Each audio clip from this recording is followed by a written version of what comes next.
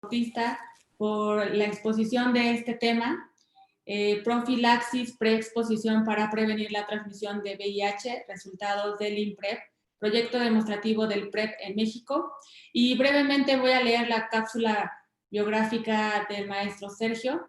Él es director del área de Economía de la Salud del Instituto Nacional de Salud Pública. Su carrera comprende más de 15 años en investigación aplicada al diseño y evaluación de programas e intervenciones en salud. Lidera y participa en diversas investigaciones enfocadas en diseñar y evaluar intervenciones basadas en las ciencias del comportamiento. Ha impartido clases dentro de la maestría en Economía de la Salud del INSP, además de otros cursos cortos y talleres internacionales. Ha dirigido y asesorado múltiples tesis de maestría y doctorado en áreas de salud pública y su intersección con la economía de la salud en el INSP y en universidades mexicanas, en Estados Unidos y en Canadá. Y es autor de más de 70 artículos publicados en revistas científicas. Entre 2016 y 2018 fue Visiting Scholar en la Universidad de California en Berkeley y es miembro del Sistema Nacional de Investigadores SNI-2 del Consejo Nacional de Ciencia y Tecnología en México, CONACYT. Bueno, pues bienvenido, Sergio. Muchísimas gracias por esta presentación. Adelante. Muchas gracias, Nonetsen. Buenas tardes a todas y a todos los participantes de esta sesión.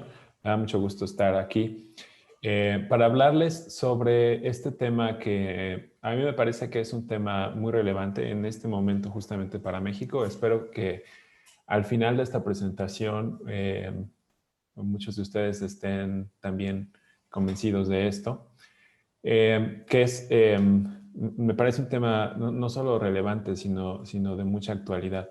Entonces, quiero empezar hablando, bueno, primero mostrándoles brevemente el contenido de la presentación. Voy a hablar un poco en general de la epidemia de VIH con una perspectiva de 40 años, que es lo que lleva esta epidemia.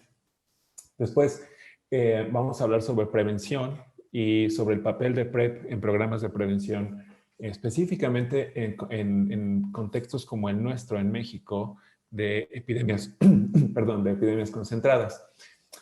Voy a hablar sobre la evidencia que hay sobre PrEP respecto a su efectividad, pero también sobre algunas preocupaciones y riesgos potenciales que se han discutido. Después voy a hablarles sobre la evidencia que tenemos en este momento en México a raíz de un proyecto demostrativo que hemos estado implementando en los últimos 4 años.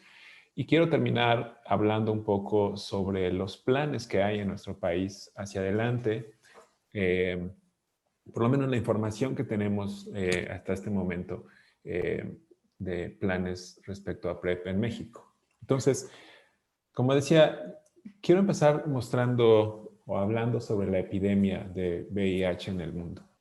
Esta gráfica nos muestra la historia del VIH, al menos desde el punto de vista epidemiológico, desde 1980, que fue cuando empezó, hasta la actualidad. La curva gris es la curva de casos de VIH en el mundo. Alrededor de 1998 llegamos al pico de la epidemia en términos de casos, cuando tuvimos aproximadamente 3,5 millones de personas en ese año infectadas por VIH. A partir de ahí, la curva de casos anuales ha ido descendiendo, afortunadamente. Y en la curva de abajo, que es la curva de mortalidad, la curva azul, vemos que también el pico ahí fue un poco más tarde, alrededor de 2007, cuando tuvimos alrededor de 2 millones de muertes en ese año, nada más por VIH o SIDA. Y a partir de ahí también ha descendido. Entonces, yo quiero empezar con esto porque la verdad es que la historia del VIH es una historia muy importante desde el punto de vista de salud pública, porque esta evolución que vemos aquí corresponde realmente a un esfuerzo a nivel global sin precedentes. La comunidad internacional se unió para enfrentar esta epidemia como nunca había sucedido. Y además la comunidad científica también se unió de manera muy importante a estos esfuerzos. Aquí muestro algunos hitos importantes que dan contexto a estas curvas y que muestran por qué sucedió así esta historia. Aquí tenemos el primer caso de VIH que se documentó en Estados Unidos. Después tenemos estos primeros años en los que se dieron los primeros descubrimientos, sobre todo enfocados en la detección de VIH. Además de la creación del programa especial de la OMS sobre SIDA, aquí tenemos, digamos, el desarrollo de la tecnología para detectar el VIH. Después, en 1996 fue un momento clave en esta historia porque además de que se lanza UNOCIDA para promover y coordinar los esfuerzos mundiales, empieza la época del tratamiento antirretroviral altamente activo. Es la combinación de 3 antirretrovirales que cambiaron el curso de la epidemia drásticamente. A partir de ahí es que el número de casos empieza a estabilizarse. Pero en 2000 y 2001 son muy importantes porque fue cuando, entre 2000 y 2003, de hecho, fue cuando, a partir de esta reunión de alto nivel de las Naciones Unidas, la creación del Fondo Mundial y la creación de PEPFAR, el programa de Estados Unidos, se impulsa de manera muy importante y masiva a nivel global el acceso al tratamiento antirretroviral altamente activo. Y entonces, a partir de ahí, o digamos en paralelo a esto, es que los casos empiezan a descender, pero es ahí cuando la mortalidad por VIH también se estabiliza y empieza a descender. En 2006 empieza a surgir evidencia muy importante enfocada en la prevención. La circuncisión, que ha sido fundamental en Estados Unidos. El primer ensayo clínico de circuncisión se publicó en 2006, que mostró una reducción de 60% en la probabilidad de infección entre hombres heterosexuales. El primer ensayo de PrEP, el IPREX, publicó sus resultados en 2010 y en 2000, alrededor también de esa época, surgió evidencia muy importante sobre el papel del tratamiento de personas infectadas sobre la prevención de VIH en personas no infectadas. Entonces, uno podría dividir esta historia en 2 eras, digamos. Hasta 2006 es claramente la era del tratamiento del VIH y a partir de 2006 y hasta ahora es la era de la prevención del VIH. Y en este momento, digamos, el tratamiento fue absolutamente clave para cambiar el curso de la epidemia en términos de casos, pero también en términos de mortalidad, o sobre todo en términos de mortalidad. A partir de ahí, las dos en la era de prevención han ido disminuyendo.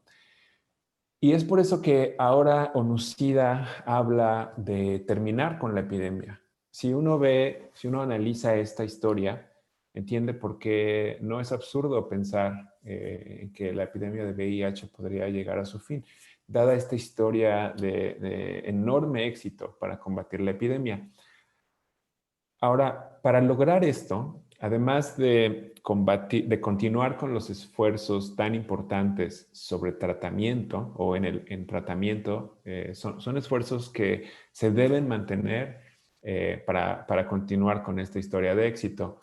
Pero si queremos acabar con la epidemia, el esfuerzo más importante en este último trecho tiene que darse en prevención de VIH. Esto es lo que realmente va a hacer que la curva de casos nuevos baje más y que de hecho baje tanto al punto de cruzar y pasar por abajo de la curva de mortalidad. Cuando eso suceda, vamos a empezar a ver que, digamos, ese será el hito clave para que la epidemia empiece a desaparecer. Entonces, la pregunta en este momento, o una pregunta fundamental en este momento, es ¿cómo hacemos eso? ¿Cómo logramos que la curva de casos nuevos baje tanto que cruce la curva de mortalidad para empezar el fin de la epidemia? necesitamos esfuerzos de prevención porque necesitamos reducir la incidencia. Entonces, si estamos de acuerdo en eso, en que lo que hay que hacer ahora es esforzarnos mucho más, redoblar el esfuerzo en prevención. Entonces, la pregunta es, ¿cómo podemos hacer eso? ¿Cuáles son las herramientas que tenemos para lograr ese comportamiento? Bueno, para eso tenemos, pues, la ciencia es nuestra mejor arma. Este es un estudio que se publicó hace casi 10 años en Lancet, en 2011. Y lo presento porque, digamos, el mensaje principal de este estudio no ha cambiado. Lo que hicieron aquí estas investigadoras fue identificar todos los estudios que había hasta ese momento, toda la evidencia que había sobre la eficacia de intervenciones para prevenir la transmisión de VIH. Dos aspectos fundamentales de los criterios de inclusión de estos estudios fueron, uno, que tenía que poder hablarse de eficacia. Entonces, todos estos estudios tienen diseños experimentales robustos para poder de verdad identificar el efecto de las intervenciones sobre la transmisión de VIH. El segundo aspecto es que el resultado de interés de todos estos estudios fue transmisión de VIH. A diferencia de, por ejemplo, hay muchísima evidencia, muchos estudios que miden la efectividad de intervenciones sobre comportamientos autorreportados o sobre conocimientos, etc. Esos estudios aquí solamente, o mejor dicho, en este cuadro solamente se incluyen estudios que midieron VIH, infecciones de VIH, como su medida de efectividad. Entonces, esta es la mejor evidencia en términos de calidad que existía hasta este momento. Y clasificaron las intervenciones de acuerdo a esta lista aquí. Perdón que esto está en inglés, pero son intervenciones de comportamiento, intervenciones de finanzas o de transferencias de efectivo, diafragma, agentes tópicos o microbicidas basados o no basados en antirretrovirales, PrEP, tratamiento como prevención, circuncisión masculina, tratamiento de ITS y vacunas. Y lo que hicieron fue clasificar cada uno de estos estudios, encontraron en total 48 evaluaciones, 48 estudios con resultados documentados. Y los clasificaron de acuerdo a si mostraron, el estudio mostró un efecto positivo, es decir, si redujo la probabilidad de transmisión del VIH, si de hecho aumentó la probabilidad de VIH o si no tuvieron efecto. Entonces, lo que vemos es que 36 de los 48 estudios que existían hasta este momento no mostraron ningún efecto, cero efectividad. Entonces, y por ejemplo, en particular, todas las intervenciones de cambio de comportamiento mostraron cero efectividad. Un microbicida mostró, de hecho, efectos negativos, aumentó la probabilidad de infección por VIH. Y solamente 11 estudios mostraron un impacto positivo para prevenir la infección por VIH o la transmisión del VIH. Muy bien. Ahora, de esos 11, no todos son necesariamente relevantes para epidemias como la mexicana, epidemias que son concentradas en poblaciones específicas, no a diferencia de las epidemias generalizadas heterosexuales de África. En particular, circuncisión es una intervención que es cuestionable, aunque ha surgido evidencia reciente, según me acabo de enterar, pero muy cuestionable que pueda tener un efecto en una epidemia de poblaciones clave. Entonces, ¿cuáles son las intervenciones que potencialmente podrían tener un efecto en epidemias como la nuestra? Bueno, si uno las analiza, básicamente tenemos las intervenciones estructurales de transferencias condicionadas de efectivo y las basadas en antirretrovirales, en particular microbicidas, PrEP y tratamiento como prevención. Ahora bien, Intervenciones estructurales son muy complejas porque es muy difícil garantizar su sostenibilidad económica. Pueden ser intervenciones muy caras. Microbicidas pueden ser muy útiles, pero en poblaciones muy específicas, en mujeres especialmente.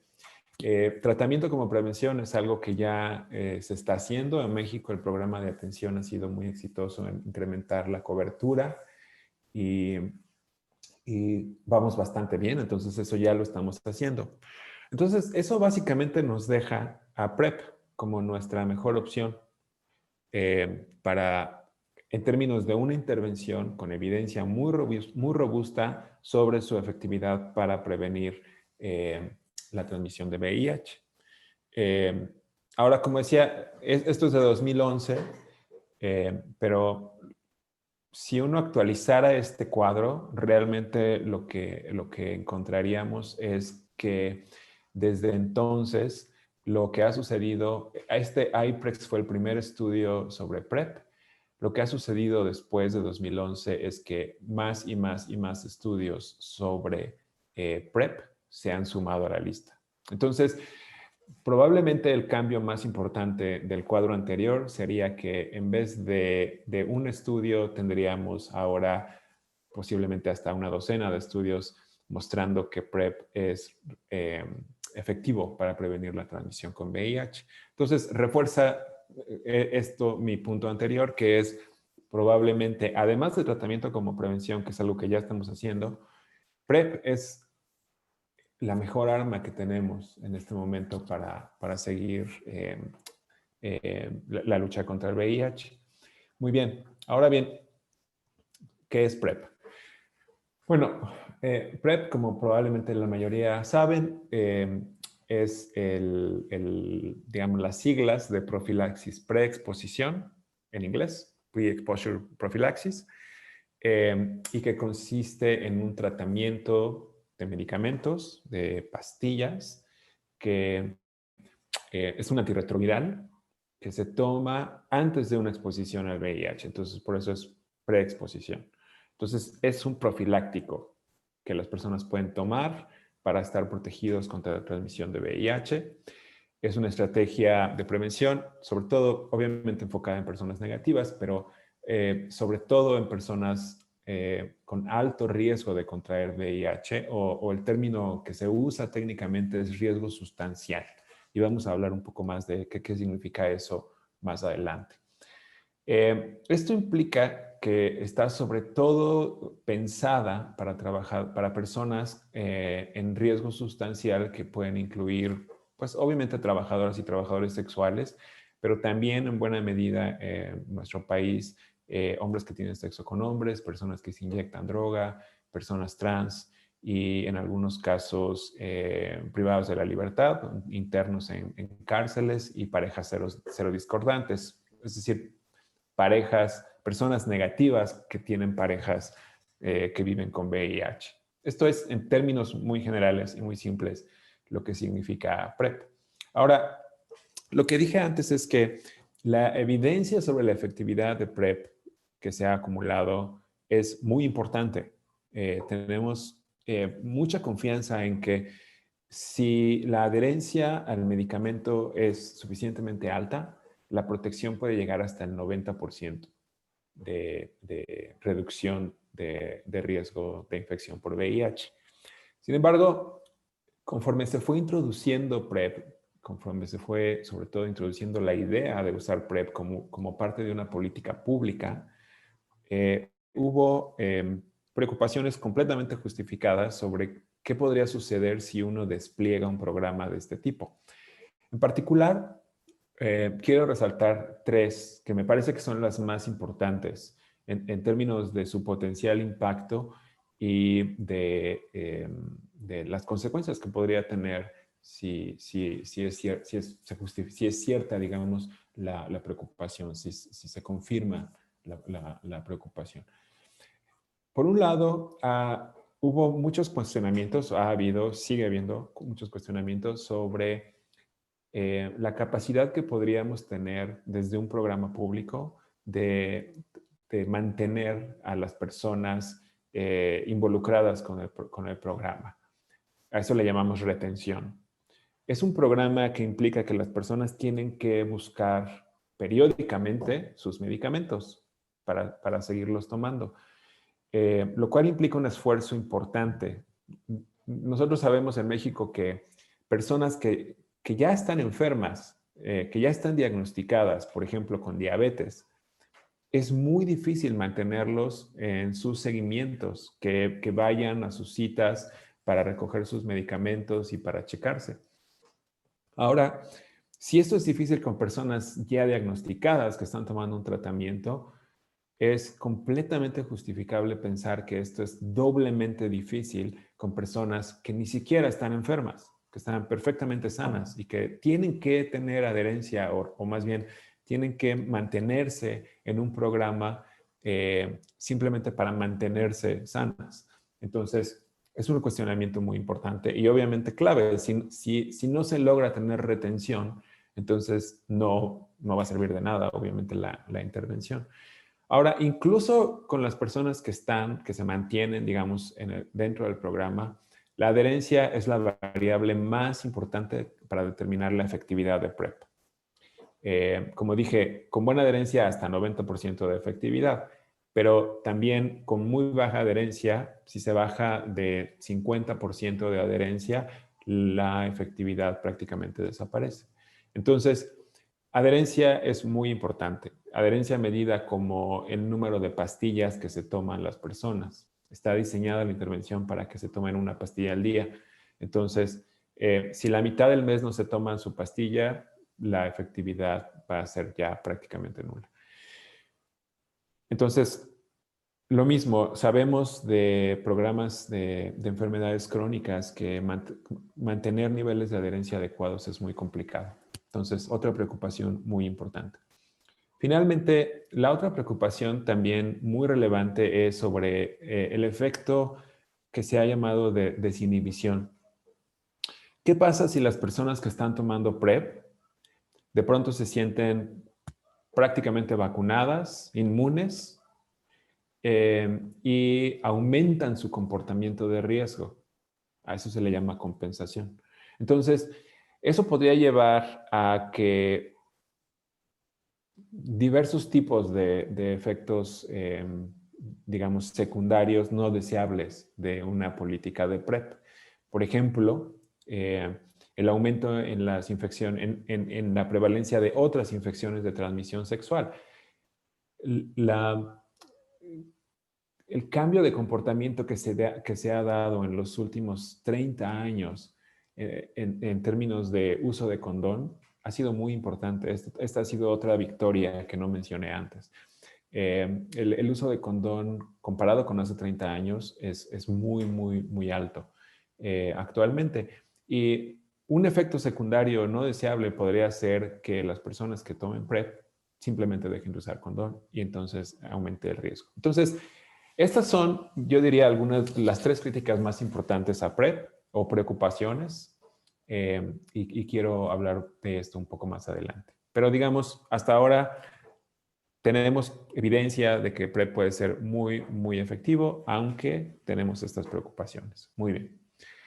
Ahora, quiero hablar de lo que hemos estado haciendo en México en los últimos 4 años, como decía, y mostrarles en qué consiste este estudio INPREP que hemos estado llevando a cabo un conjunto de instituciones en México, incluyendo el Instituto Nacional de Salud Pública.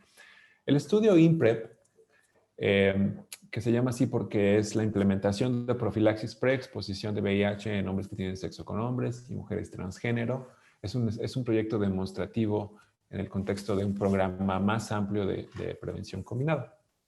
Eso es lo que le llamamos INPREP México. Es un programa piloto que además de México se está llevando a cabo en Perú y en Brasil, cuyo objetivo no es medir la eficacia de PrEP, tenemos mucha evidencia ya sobre eso, pero más bien sobre la factibilidad de implementar PrEP en México. Y de manera muy importante la aceptación que tiene entre las poblaciones objetivo. Y las poblaciones objetivo en este caso son hombres que tienen sexo con hombres y mujeres trans en riesgo, como dije, de contraer VIH, riesgo sustancial. El objetivo del proyecto fue o es reclutar a 3,000 participantes, nada más en nuestro país. Y la modalidad de PrEP que se ha estado implementando desde su inicio es el PrEP diario, mucho más recientemente a demanda, pero sobre todo PrEP diario. Y el paquete, digamos, de intervención que se entrega a los participantes es, además del PrEP, pruebas de ITS, consejería y un seguimiento médico que voy a explicar más adelante cómo es. El programa está dirigido a, como dije, HCH o mujeres trans mayores de edad. Obviamente, para ser incluidos en el estudio, deben ser VIH negativos, estar en riesgo sustancial, que en este caso significa que reportar en los últimos 6 meses sexo sin condón o pareja VIH positiva, sexo transaccional o presencia de ITS. Cualquiera de estas condiciones determinan que la persona está en riesgo sustancial y entonces son elegibles. Obviamente también las personas en el estudio tienen que estar dispuestas y ser capaces de dar consentimiento informado. Si tienen algunos problemas de salud como enfermedades renales o infecciones activas graves, síntomas de infección aguda por VIH o estén participando en otro estudio, no son elegibles para entrar. Y puede ser terminada la participación cuando existe una seroconversión, es decir, si una persona se vuelve VIH positiva durante la implementación o si hay algunos efectos secundarios graves. También si son positivos a VIH después de la visita de reclutamiento, que es cuando se toma la muestra. Entonces, estos son en términos generales los criterios de inclusión y exclusión del estudio. Y el seguimiento de los participantes está ilustrado en este esquema. En el tamizaje inicial de reclutamiento se mide, obviamente, además de VIH, todas estas ITS, hepatitis y creatinina. Esto es importante porque como dijimos, si tienen enfermedad renal, tienen que ser excluidos. Regresan a los 30 días y después regresan cada 90 días en las semanas 4, 16, 28, 40 y 52 y sucesivamente. Y en cada una de estas visitas, además de recibir sus medicamentos, pues les hacemos las pruebas que están descritas ahí abajo. Entonces, como pueden ver, es un seguimiento trimestral muy cercano para monitorear, obviamente, su estado de VIH, pero también otras ITS y en general su estado de salud. Además, en cada una de estas, en diferentes visitas, pues hacemos cuestionarios para investigar aspectos de aceptación, de adherencia, comportamientos, efectos adversos y hemos estado también investigando otros aspectos como salud mental, temas específicos para mujeres trans, etc. Voy a mostrar algo de resultados de esto un poco más adelante. El estudio se está implementando en organizaciones de la sociedad civil y en la Clínica Condesa, en la Ciudad de México y en Jalisco, en Puerto Vallarta y Guadalajara. Tenemos 4 sitios de reclutamiento y 3 equipos de generación de demanda. Y como dijimos, además de la Clínica Condesa en la Ciudad de México, participan todas estas organizaciones de la sociedad civil, tanto en la Ciudad de México como en Jalisco. Esta característica de la combinación entre organizaciones de la sociedad civil y servicios públicos de atención, como la Clínica Condesa, es una característica muy especial del proyecto en México, en donde solamente aquí estamos probando este modelo híbrido, digamos, de provisión de PrEP mediante estas 2 distintas plataformas de servicios, que me parece es algo muy importante para nuestro país. Muy bien, entonces eso es el estudio PrEP. Ahora, ¿qué es lo que hemos documentado? Bueno, les quiero mostrar algo de resultados del estudio, de los avances que hemos tenido en aprendizaje, enfocado sobre todo en los temas que mencioné, que son los que más nos preocupan.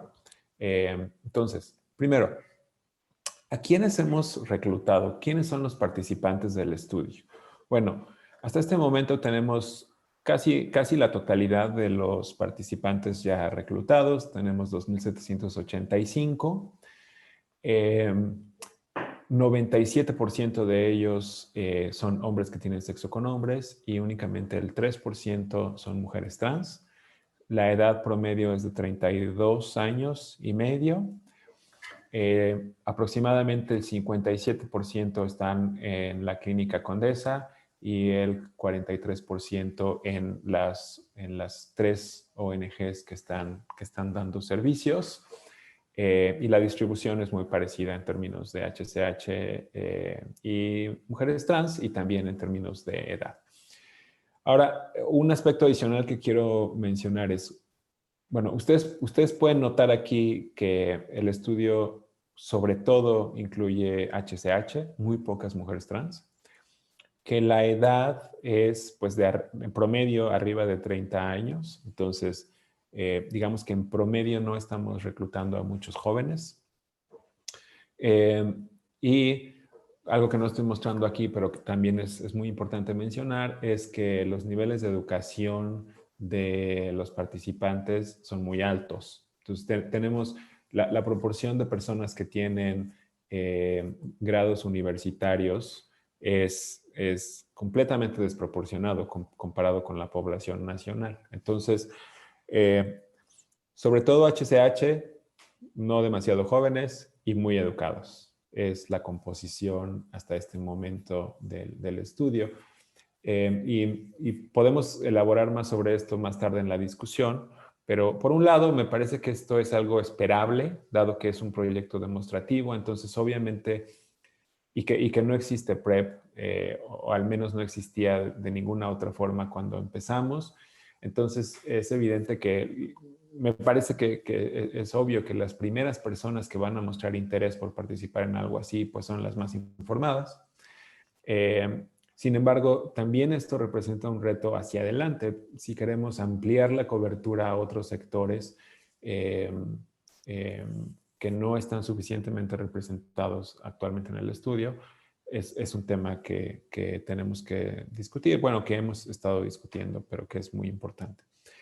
Entonces, esto es, digamos, un resumen de la población. Ahora, mencioné que uno de los temas clave, una de las preocupaciones más importantes es el tema de retención. Entonces, ¿cómo vamos en términos de retención en INPREP? Lo que les muestro aquí es la distribución de los participantes. De acuerdo a la visita de seguimiento, tenemos ya participantes que han llegado hasta la 8ª visita de seguimiento. Recuerden que esto es cada trimestre. Obviamente son muy pocos los que ya llegaron hasta allá, pero digamos, estos son los más antiguos. Y después, dentro de cada una de estos seguimientos, mostramos la distribución de los participantes en términos de retención. Si asistieron puntualmente a esa visita, son los que están en azul. Si todavía no les toca llegar a esa visita, eso le llamamos cita pendiente, y esos son los naranjas. O si ya perdieron esa visita, si ya les tocaba y ya pasaron más de 6 meses que les tocaba venir y no han regresado, eso ya los clasificamos como perdidos, digamos, ¿no? De seguimiento. Esos son los pacientes o los participantes, perdón, no retenidos. Y lo que vemos ahí es que esta parte de los pacientes, de los participantes no retenidos, pues representa una proporción relativamente baja.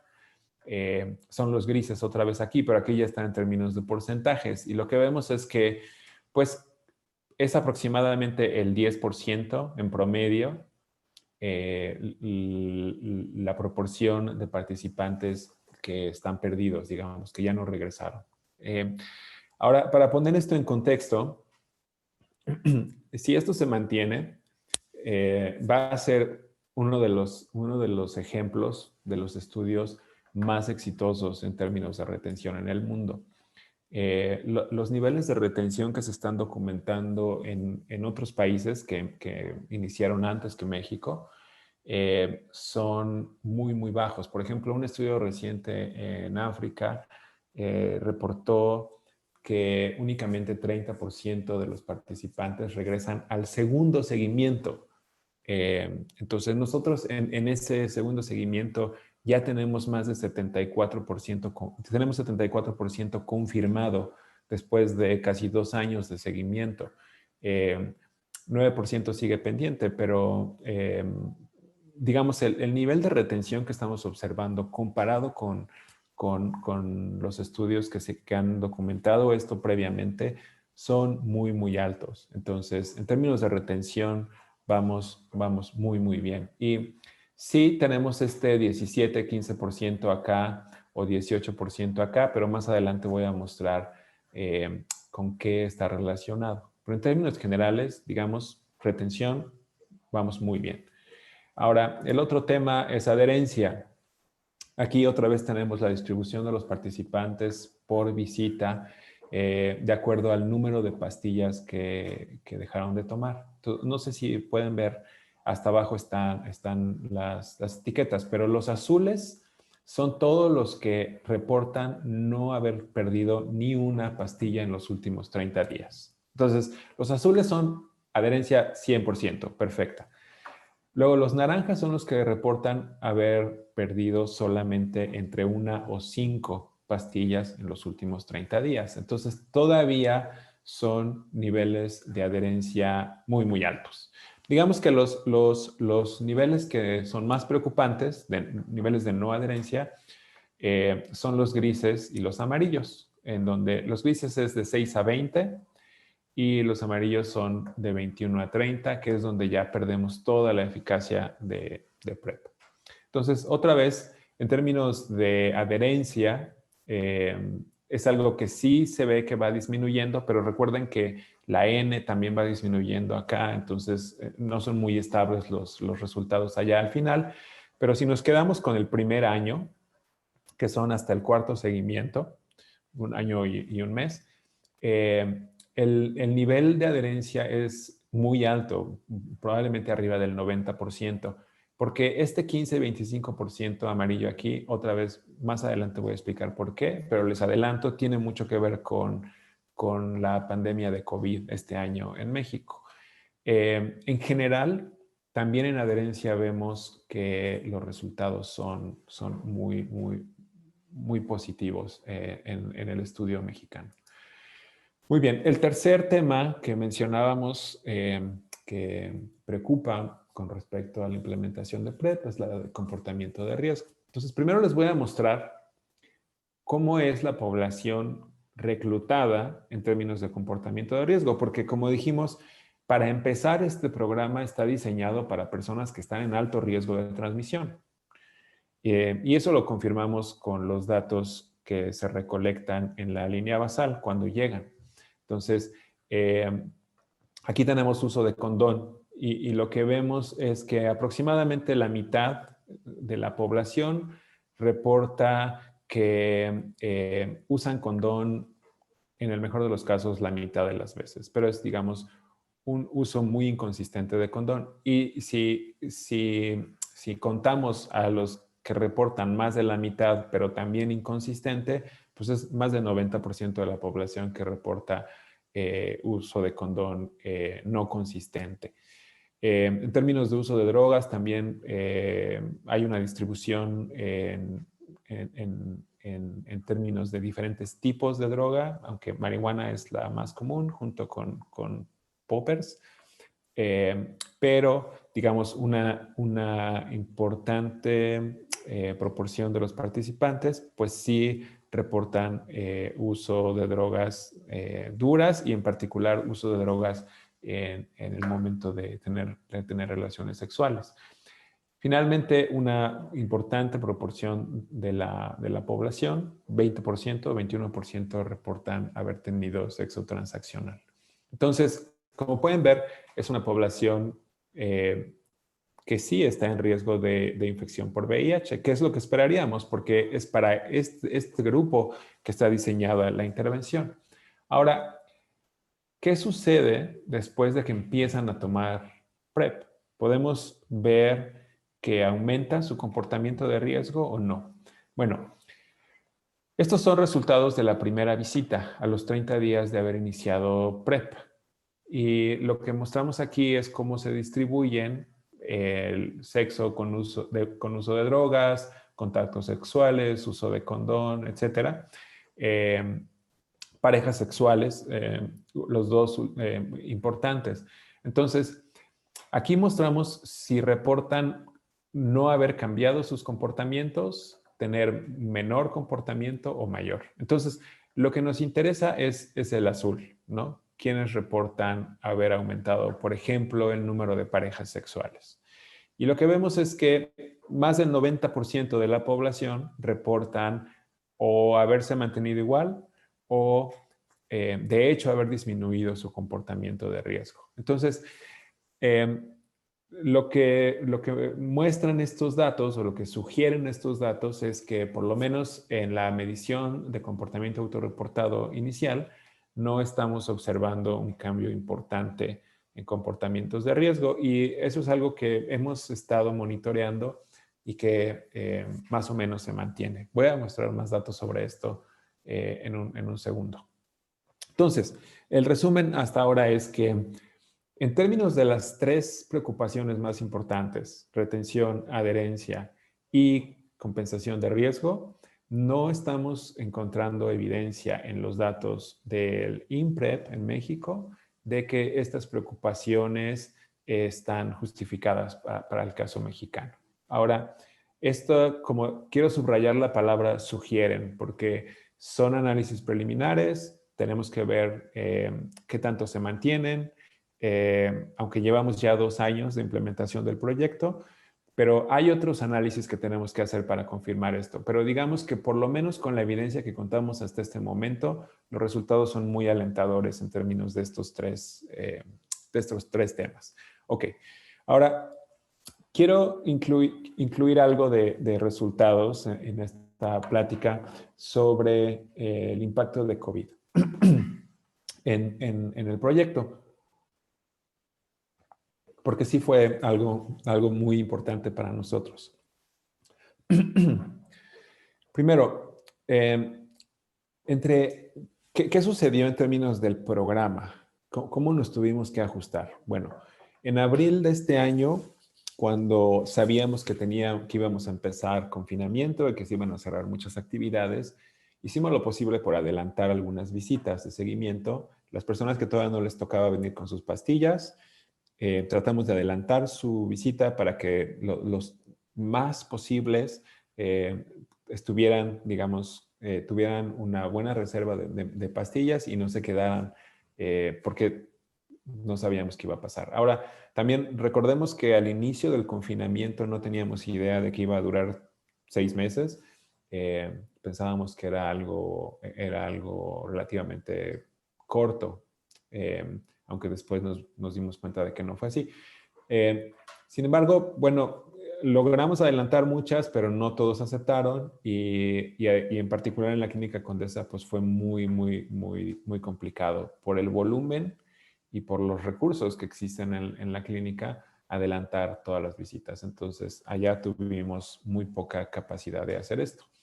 Entre mayo y julio estuvimos cerrados completamente. Entonces no hubo servicios de PrEP y no reclutamos nuevos participantes. Y a partir de agosto que reactivamos las actividades, primero adaptamos los servicios. Entonces en vez de cada 3 meses separamos un poco más las visitas y se hicieron ahora cada 4. Y empezamos a dar algunos servicios de telemedicina, algunas consultas, consejerías y seguimientos se empezaron a dar por teléfono o por WhatsApp o por otros recursos. Esto fue muy importante. Pero dado que entre los meses de mayo y julio se acumuló un porcentaje importante de las personas que se quedaron sin medicamento, entonces los servicios empezaron a saturar rápidamente.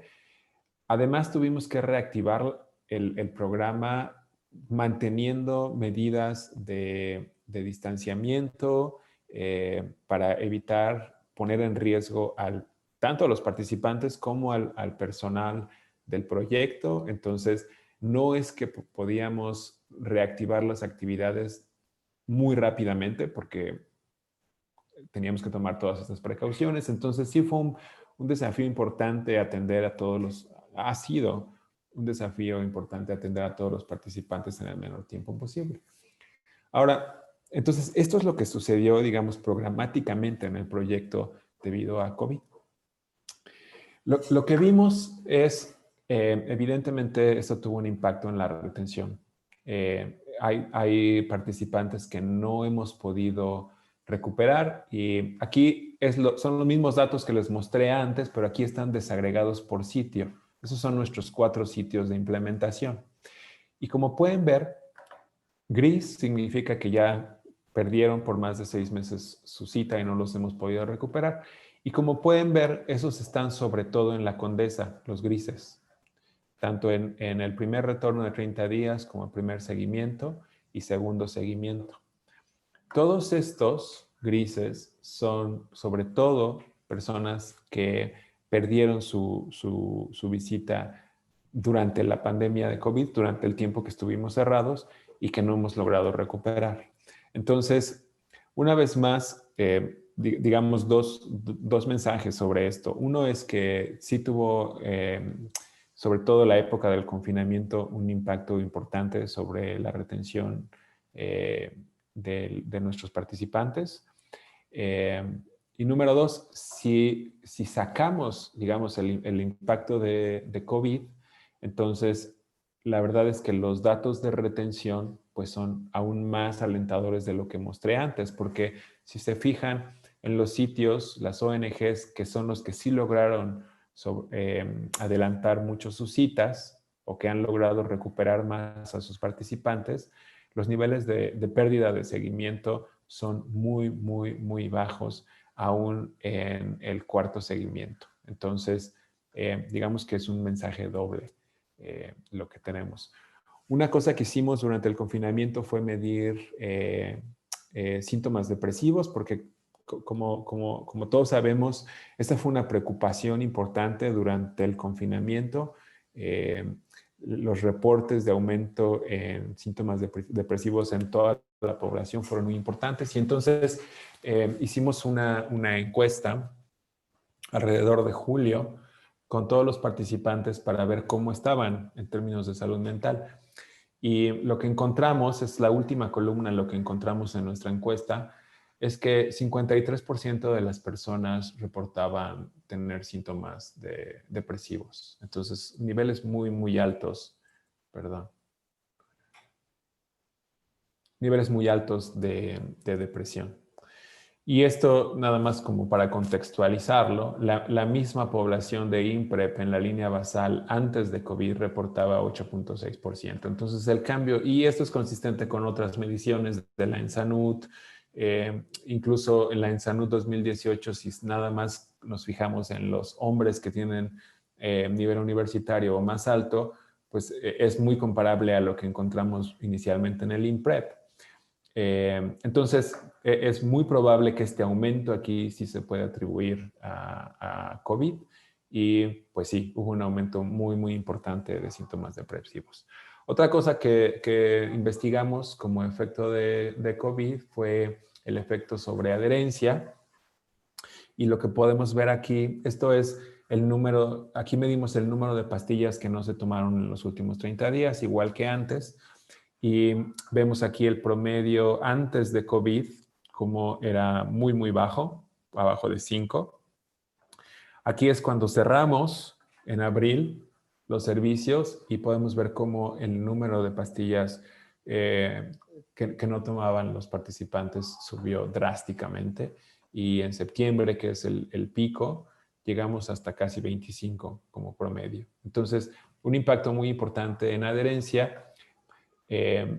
Pero que se debió sobre todo a que muchas personas se quedaron sin medicamento en este periodo y que hemos estado recuperando, conforme vamos recuperando a los participantes, pues el nivel de adherencia sigue mejorando. Muy bien. Ahora, esto es relevante en la medida, obviamente, en que los comportamientos de riesgo se mantuvieron o no. Y lo que encontramos es que en este mismo periodo la pandemia, digamos, no tuvo un efecto sobre el número de parejas sexuales en los últimos 3 meses. Entonces, lo que podemos ver aquí es que en promedio, básicamente se mantuvo. Hay un descenso muy ligero, pero que no es significativo. Básicamente no hubo un cambio sobre comportamiento sexual a raíz de COVID. Entonces, digamos, hemos documentado que a raíz de COVID, debido a la escasez de medicamento, pues sí, hubo y que cerramos los servicios y no pudimos dar seguimiento, pues sí tuvimos un efecto importante sobre retención y sobre adherencia. Sin embargo, no a niveles extremadamente altos, especialmente en el tema de retención. Podíamos haber pedido 60% de la población, pero fue algo muy lejos de eso. Es aproximadamente 10% solamente en la Condesa, que es donde no pudimos hacer nada. Entonces, esos son los resultados más importantes. Ahora, quiero terminar ya en los últimos 5 minutos mencionando otros estudios que estamos haciendo en el instituto alrededor de este proyecto de PrEP. En particular, estamos midiendo desde el punto de vista económico cuál es el valor social de PrEP, y esto se hace con una metodología que se llama disponibilidad a pagar por PrEP en diferentes versiones. Y lo que se hace con esto es estimar bueno, primero medimos aspectos muy importantes. Esto ya es en una población que no son participantes del estudio. Y lo que encontramos es que en términos de conocimiento de PrEP es una diferencia muy importante entre HCH y mujeres trans. Es prácticamente el doble de HCH reportan que sí saben que es PrEP. Entonces, este es un aspecto muy importante pensando hacia adelante. Una disponibilidad a usar o aceptación muy alta también de los diferentes tipos de PrEP, que incluye diario. A demanda significa simplemente que no es diario y que dependiendo de los planes que tengan las personas, pueden decidir que en un momento sí necesitan, pero que en otros no. También inyectable o implante, preguntamos si existieran, son desarrollos que están actualmente avanzando. También los niveles de aceptabilidad son muy altos. Y después, como dije, quisimos ver el valor social, el valor que la gente le da a este tipo de intervenciones, y eso se hace mediante disponibilidad a pagar. Entonces, lo que hacemos es preguntar cuánto estarías dispuesto a pagar por esta intervención si tuvieras que hacerlo. Y con eso lo que se hace es esta curva que se llama curva de demanda, que nos dice, si esto fuera el precio, si esto fuera lo que costara, digamos, para que las personas tuvieran acceso a PrEP mensual, ¿cuántas personas lo comprarían? ¿No? ¿Cuántos lo pagarían? Y entonces esta curva va bajando, ¿no? Conforme aumenta el precio, más bien conforme disminuye el precio, más personas lo van tomando. Y cuando llegas al cero, al gratis, pues ya todas lo quieren, ¿no? Entonces, lo que se ve aquí es como cuál es el valor. Y un par de cosas para mencionar. El implante es el que las personas valoran más, aunque atrás sigue el diario y en último lugar el implante y la inyección. Entonces, una cosa muy interesante es que, por ejemplo, si uno se fija en alrededor de $100, por ejemplo, que es a este nivel, alrededor del 40% de la población aceptaría pagarlo. Y esto es muy interesante porque eso es más o menos el precio de mercado en el sector privado. Entonces implica que sí es una intervención, digamos, desde el punto de vista social, al que la gente le pone un valor importante. Y que en el contexto de un programa público que sería gratuito, implica que el beneficio social potencial de implementar un programa público gratuito de PrEP es muy alto, de acuerdo a las respuestas de este grupo. Estamos viendo también, pensando en apoyar el escalamiento, la expansión del programa público, medir cuánto nos cuesta hacer esto. Y lo que hemos encontrado es que, digamos, si medimos el costo unitario, que quiere decir cuánto nos cuesta por persona, por año, hacer PrEP en la versión que lo hacemos en el programa InPrep, nos cuesta, con algo de variabilidad entre los sitios, pero nos cuesta en promedio $1,500 al año por persona. Y para poner esto en contexto, es significativamente más alto, más caro de lo que cuesta en Sudáfrica, donde son $250 por año, pero también significativamente menos costoso que en Estados Unidos, en donde varía de 8 a $12,000 por año. Entonces, desde el punto de vista de eficiencia, creo que esto es muy, muy importante, especialmente si consideramos que en la Clínica Condesa, que es donde tenemos el mayor número de participantes, el costo es de la mitad, prácticamente, de $769 por año. Muy bien. Ahora, finalmente, algunas palabras sobre los planes que hay en México sobre este programa. Bueno, primero, ¿qué es lo que se necesita definir para pensar en un programa público de PrEP? Hay que determinar quiénes son elegibles en términos de comportamiento de riesgo, de edad, de identidad. Hay que determinar cuál es la modalidad que se va a otorgar a las personas, diario, a demanda, en temporadas de riesgo cortas, por ejemplo. ¿Cuál es la frecuencia de seguimiento? En el INPREP lo hicimos de 3 meses y después 4 meses. Esto tiene implicaciones programáticas importantes. ¿Cuáles pruebas de ITS se deben incluir en el paquete? Estos son aspectos que hemos estado discutiendo con Censida, porque obviamente son los elementos que definen en qué consiste el programa PrEP en México. Hay otros aspectos muy importantes sobre la capacidad de ofrecer un programa como este. ¿Cuáles son las capacidades que existen en los diferentes estados, tanto en Capacits como en ONGs, para ofrecer? Entonces, hemos estado desarrollando guías de cuáles son los requisitos mínimos de infraestructura y personal que se requieren para implementar PrEP. Además, hemos estado apoyando en el desarrollo de materiales de capacitación y de apoyo, guías, lineamientos para implementar PrEP, el modelo de consejería que es absolutamente clave para el programa PrEP, es lo que hemos aprendido, y los materiales de capacitación para esto.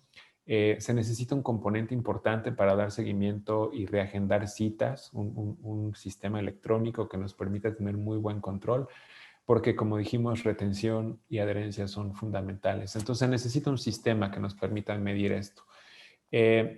Un sistema muy, muy, muy, muy robusto de vinculación al tratamiento, porque un efecto, digamos, positivo secundario de PrEP es que debido a que atrae a muchas personas en alto riesgo que tienen que hacerse una prueba de VIH para saber si son elegibles, PrEP puede ser una herramienta muy importante de detección de casos positivos. Y entonces, en ese sentido, es muy importante fortalecer digamos, el sistema de vinculación a tratamiento, que sea muy expedito, que cuando se encuentre un caso positivo en los servicios de PrEP, rápidamente se transfiera a tratamiento. Y finalmente también hemos estado trabajando mucho en el diseño del modelo de monitoreo y evaluación de un programa nacional de PrEP para que podamos mejorar el programa y saber qué es lo que estamos logrando con esto. Es en este sentido que hemos estado trabajando de manera muy cercana con Censida para desarrollar todas estas herramientas que mencioné anteriormente. Censida ya ha estado participando, colaborando con el INPREP. Ellos han comprado el medicamento en los últimos 2 años prácticamente. Entonces están muy comprometidos con este tema y hay medicamentos para el próximo año. Hemos estado, como dije, trabajando en el proceso, cómo va a ser el proceso de selección inicial el próximo año para incorporar participantes. El plan es que a más tardar en julio del próximo año, todos los participantes del proyecto INPREP, que en ese momento serán al menos 3,000, pasen de manera muy eficiente al programa público nacional. Otro avance muy importante de este año es que las guías que se acaban de aprobar o están por aprobarse de detección, prevención y de tratamiento de VIH en México, está contemplado PrEP en todas ellas. Y en términos generales, el programa nacional Censida ha estado muy interesado en aprender de la implementación de INPREP para el diseño y la expansión de este programa a nivel nacional. Quiero terminar mencionando al grupo de investigadoras y de investigadores que han colaborado en el proyecto INPREP en el Instituto Nacional de Salud Pública. Y pues muchas gracias por su atención. Con eso termina la presentación. Muchísimas gracias, Sergio. Pues tenemos muchas preguntas y también muchas felicitaciones. Es sin duda un gran tema y una excelente exposición. Y creo que el proyecto también es súper interesante y seguramente para la conclusión nos encantaría invitarte también para saber ya los resultados finales. Estaría muy interesante. Pero tenemos muchas preguntas y vamos a leer algunas porque no creo que nos dé tiempo de tener todas, pero bueno, tenemos una, particularmente Humberto Ruiz pregunta que usted mencionó el posible uso de PrEP en parejas cero discordantes. ¿Cuál sería la utilidad de PrEP en esta situación, tomando en cuenta que los estudios Partner han demostrado que la transmisión en una pareja cero discordante es imposible si el componente de la pareja que tiene VIH tiene carga viral indetectable? Es cierto, si la persona que es positiva está en tratamiento, está indetectable, la efectividad de eso para prevenir la infección es casi del 100%. Entonces, digamos que no sería necesario en ese caso. Entonces, digamos, sería una medida de reforzamiento, porque obviamente es probablemente el grupo en más alto riesgo de infección por VIH son aquellos que tienen una pareja que es positiva. Si en un momento dado el tratamiento falla, el riesgo es altísimo. Entonces, digamos, en ese sentido es que se contempla, pero es absolutamente cierto el comentario. Ok. Y César Arenas pregunta, ¿cómo se decidió los sitios donde se realiza este estudio? Bueno, quiero mencionar un par de cosas ahí. Primero, el equipo del Instituto Nacional de Salud Pública, digamos, mi equipo, no estuvimos involucrados al inicio. De hecho, este es un estudio en el que inició el doctor Hugo López-Gatell como el investigador principal, junto con el doctor René Leiva. Pero, digamos, sí puedo decir que fue una combinación de identificar las organizaciones con más capacidad. Digamos, las ciudades se seleccionaron de manera pues a conveniencia, donde tenemos también más recursos para llevar a cabo el estudio. Entonces, en un contexto así, que es un estudio a diferencia de un programa nacional, pues se toman en cuenta capacidad, obviamente experiencias previas con estas organizaciones, etcétera. Entonces, no es algo que refleje en ningún sentido el cómo debería avanzar hacia adelante el programa. Ok, y justamente también en el tema de los resultados, Miriam Vidal pregunta cuándo se tendrán los resultados del análisis final y en determinado momento dónde se podrán consultar. Bueno, el estudio está pensado terminar el próximo año, en junio del próximo año, y desde ese momento vamos a empezar a sacar resultados finales. Ese es un proceso que toma tiempo, siempre. Pero a partir del próximo año vamos a empezar a difundir muchos resultados. Entonces hay que estar pendiente del instituto. Ok, y Luisa García pregunta, ¿cómo se mide la adherencia? Y también, ¿qué tanto la variable escolaridad explica los resultados de alta adherencia, baja retención, poco comportamiento riesgoso? ¿Y qué pasaría en poblaciones con alto grado de vulnerabilidad en condiciones sociales y escasa escolaridad en ciudades fronterizas? Es un excelente comentario. A ver, entonces quiero decir tres cosas al respecto. Primero, la población del estudio, si bien efectivamente tiene un nivel de escolaridad muy alto, también tiene niveles de comportamiento de riesgo muy altos. Y esto es lo que los hace elegibles para entrar, ¿no? Digamos. Ahora, sí es cierto que estos niveles tan altos de escolaridad y de entusiasmo, porque son los primeros que se ofrecieron para entrar a un programa, digamos, experimental de PrEP, obviamente están relacionados con los resultados que estamos viendo. Absolutamente. Seguramente lo que estamos documentando en el INPREP es el mejor escenario, es lo mejor que podemos esperar de un programa PrEP.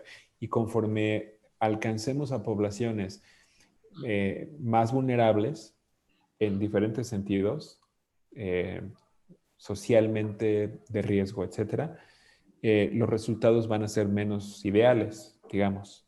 Es algo que deberíamos esperar. Y es por eso que va a ser muy importante, conforme avancemos en la implementación de ese programa, continuar monitoreando estos aspectos. Y también hemos estado discutiendo con Censida mucho cuál es la agenda de temas que queremos estar monitoreando muy de cerca conforme se implementa este programa. Estos aspectos son los más importantes. Podemos aprender del INPREP para el programa nacional, pero no podemos suponer que los resultados se van a reproducir tal cual, precisamente por lo que menciona la doctora. Ok, y también preguntan, ¿estos cambios en la disminución del riesgo sustancial que veíamos en la presentación no se deberá también a la pandemia? Como conclusión. Sí, una cosa que encontramos, sí lo preguntamos. Durante la pandemia hicimos investigación, cuestionarios en línea, básicamente, con nuestros participantes. Creo que aprendimos tres cosas. Uno es que los participantes disminuyeron el uso de sitios reales, digamos, de sitios físicos de encuentro. Sí se quedaron mucho más en casa, pero aumentaron también de manera muy importante los sitios virtuales. Entonces, las páginas de ligue y este tipo de cosas aumentaron mucho. En términos de número de parejas, no hubo un cambio muy importante. Entonces, no vimos un aumento, digamos, preocupante de comportamientos de riesgo, pero tampoco vimos una disminución muy importante.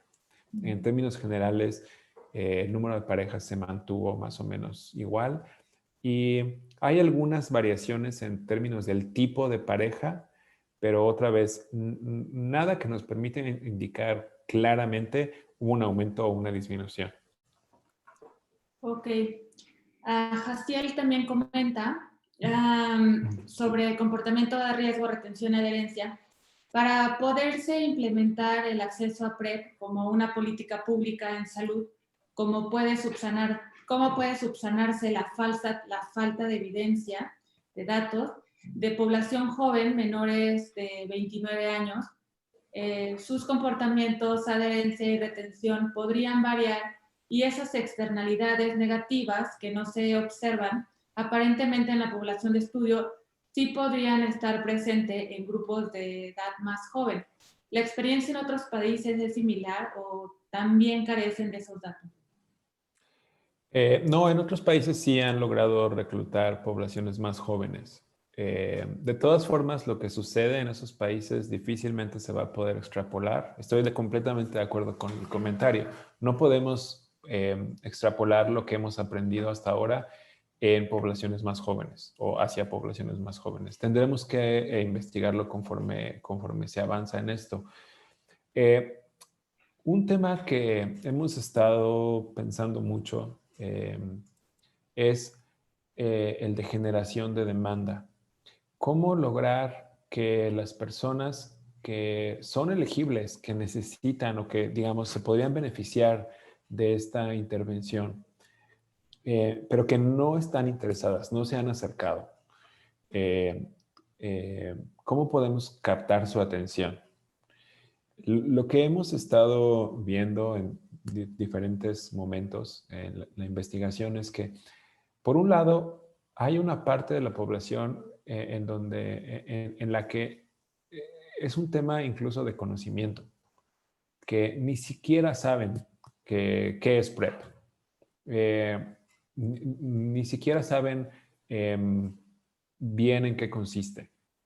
Y, por ejemplo, un comentario, una anécdota de los equipos de generación de demanda del proyecto, nos dicen que hay personas que cuando se les explican en los sitios de encuentro allá en el campo, les empiezan a hablar de PrEP, que ni creen que existe algo así, que creen que los están vacilando. A ese nivel el desconocimiento. Y después hay otras, digamos, hay otras barreras, ¿no? Que sí puede ser que sí hay conocimiento, incluso que sí hay interés, pero que, por ejemplo, la carga que representa estar viniendo por las pastillas, estarme haciendo pruebas, etcétera, es demasiada. No puedo salirme del trabajo, no puedo pedir permiso, entonces no tengo forma de acceder a un programa así. Y es por eso que lograr que otras poblaciones tengan acceso a este programa, que yo creo que es algo muy importante, va a implicar que seamos también muy creativos en cómo generar esta demanda. Desde campañas de información para explicar qué es y cómo funciona, hasta modelos de provisión de servicio muy flexibles que se adapten a las necesidades de las personas. En un proyecto de investigación esto es muy complicado, es muy poco flexible un protocolo de investigación. Pero los programas tendrán que ser mucho más flexibles y adaptarse a las necesidades para lograr esto. Ok, Raúl Enrique pregunta, ¿existe algún riesgo de producir resistencia a los medicamentos antirretrovirales por el uso de PrEP?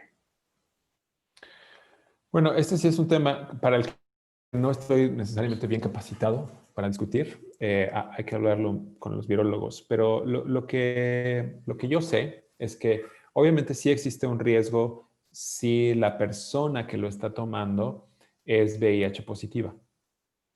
Y esto puede pasar si en algún momento alguien que era negativo estaba tomando PrEP, bajó adherencia, se infectó, continuó con PrEP sin saber que estaba infectado, etc.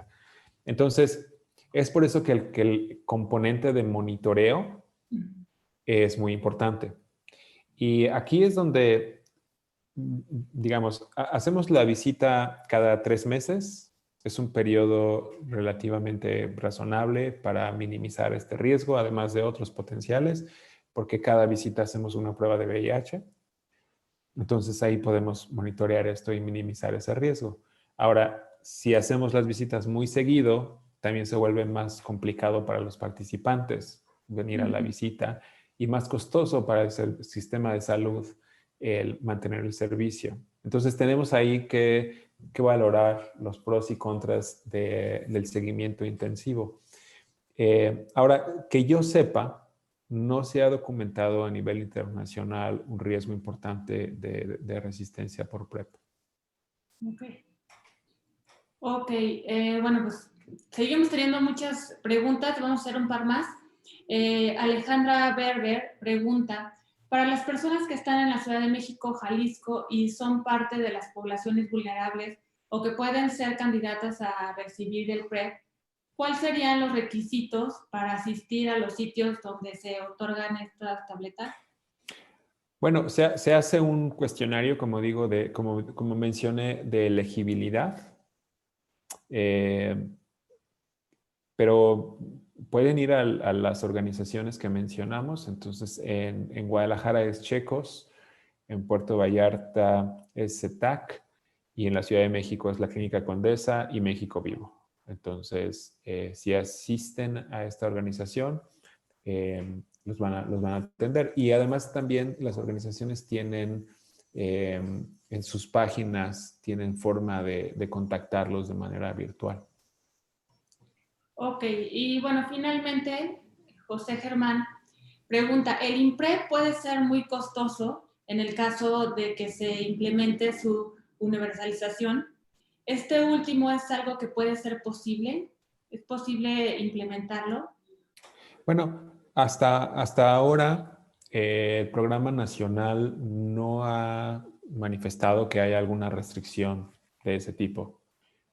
Como dije, incluso ya tenemos medicamento para el próximo año para impulsar el programa. Y es algo que se va a hacer eventualmente menos costoso conforme avance el tiempo. Entonces, la verdad es que yo no me preocuparía mucho por el lado del costo de los medicamentos. Sí puede ser muy importante el programa como tal, y necesitamos identificar las formas más eficientes de implementarlo y que, por ejemplo, no se convierta en una carga eh, en los capacits que afecte los servicios de los pacientes, por ejemplo, ¿no? Entonces, más que los costos del medicamento, a mí me parece que lo que debemos cuidar mucho es fortalecer los servicios, capacits y ONGs desde los cuales vamos a implementar el programa. Ok, perfecto. Pues muchísimas gracias, Sergio. Te agradecemos el que hayas accedido a participar en este ciclo de videoconferencias y estaremos en contacto para el siguiente año que seguramente podrán dar mayores avances de lo que ha sido el proyecto súper interesante y que seguramente tendrá una trascendencia nacional impresionante. Pues muchísimas gracias. Tuvimos 410 participantes, lo cual es un número excelente de videoconferencias.